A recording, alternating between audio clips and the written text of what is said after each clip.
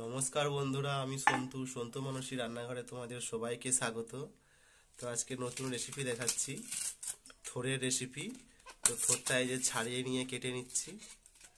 তো তোমরা পুরো ভিডিওটা বন্ধুরা অবশ্যই দেখো শেষ পর্যন্ত, আর আমার সাথে থাকো।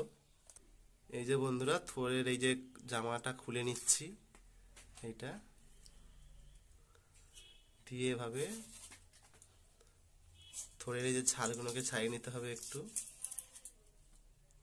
দেখো বন্ধুরা, এই যে কিভাবে কাটতেছে দেখে নাও তোমরা। এই যে আঙুল দিয়ে পাকিয়ে, এই যে সুতো কাটছে যেটা সেটা আঙুল দিয়ে আঙুলের মধ্যে জড়িয়ে নেওয়া হচ্ছে। এই যে এরকম ভাবে অনেক তাড়াতাড়ি কাটা যায়। এই যে বন্ধুরা বেগুন আছে, বেগুন টেগুন দিয়ে হবে। দেখো বন্ধুরা, এই যে এভাবে কেটে নেওয়া হচ্ছে, সবটা কেটে নিচ্ছি, আর একটু আছে কেটে নিচ্ছি। দেখো বন্ধুরা, এই যে গোল গোল গুলোকে এবার কুচিয়ে নিচ্ছি। এই যে এটা নুন দিয়ে ভালো করে মজতে দিতে হবে, তারপর জল ঝরে গেলে নিগড়ে নিয়ে ছেঁকে তুলতে হবে। দেখো বন্ধুরা, এই যে কুচিয়ে নেওয়া হয়েছে, নুন দিয়ে দিচ্ছি এতে। এবার ভালো করে মুলে নিচ্ছি, জলটা বেরিয়ে যাবে।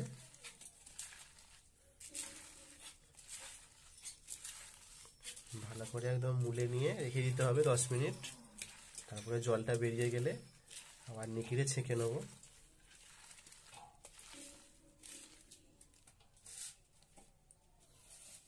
বন্ধুরা, এই যে কেটে নিয়েছি বেগুন, ঝিঙে, আলু আর কুমড়ো একসঙ্গে। আর এখানে কড়াই ছেড়ে দিয়েছি, তেল গরম হচ্ছে। মাছের মাথাটা দিয়ে বানাবো, তেলটা গরম হোক। দেখো বন্ধুরা, তেল গরম হয়ে গেছে। আমি তেলেতে একটু হলুদ দিয়ে দিয়েছিলাম যাতে তেলটা না ছেটকায়, সেই জন্য।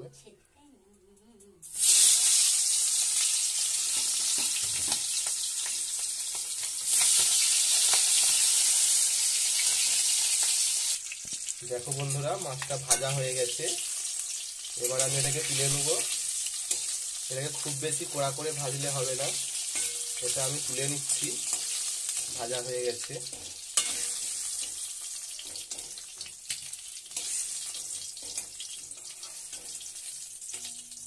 এবার এই তেলের মধ্যে আলুগুলো আমি দিয়ে দিচ্ছি। তো বন্ধুরা, আলু আর কুমড়ো একসঙ্গে দিয়ে দিলাম। এগুলো ভালো করে নেড়ে নিচ্ছি। দেখো বন্ধুরা, এটা হয়ে গেছে, আমি ছেঁকে তুলে নিচ্ছি তেলটা ঝরিয়ে।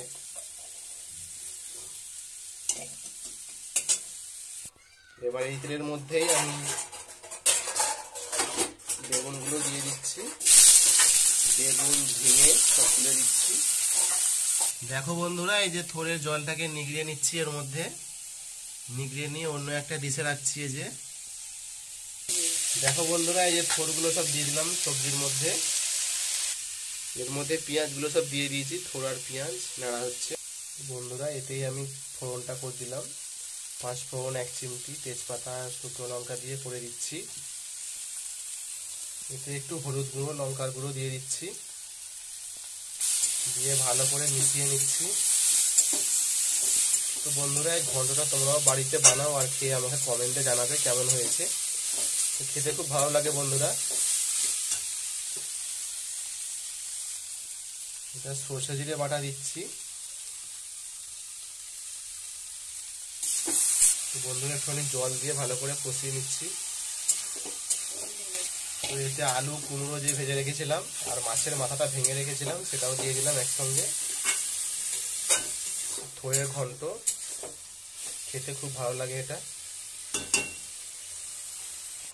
তো বন্ধুরা, এতে স্বাদ মতো নুন দিয়েছি আর অল্প একটু চিনি দিয়েছি। এতে খেতে ভালো লাগবে। এটা সেদ্ধ হয়ে গেলে আমার রান্নাটা রেডি হয়ে যাবে। দেখো বন্ধুরা, এই যে হয়ে গেছে তরকারিটা, মোচার ঘন্ট, এই থোড়ের ঘন্ট। এবার ডাল কাঠা দিয়ে একটু ভালো করে চেপে চেপে দিচ্ছি, তরকারিটা দেখতে গাঢ় লাগবে।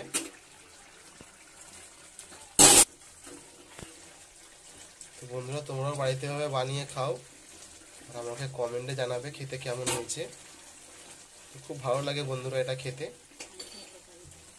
তো ভালো লাগলে আমার চ্যানেলটিকে অবশ্যই সাবস্ক্রাইব করে দিও, শেয়ার করো, কমেন্ট করো।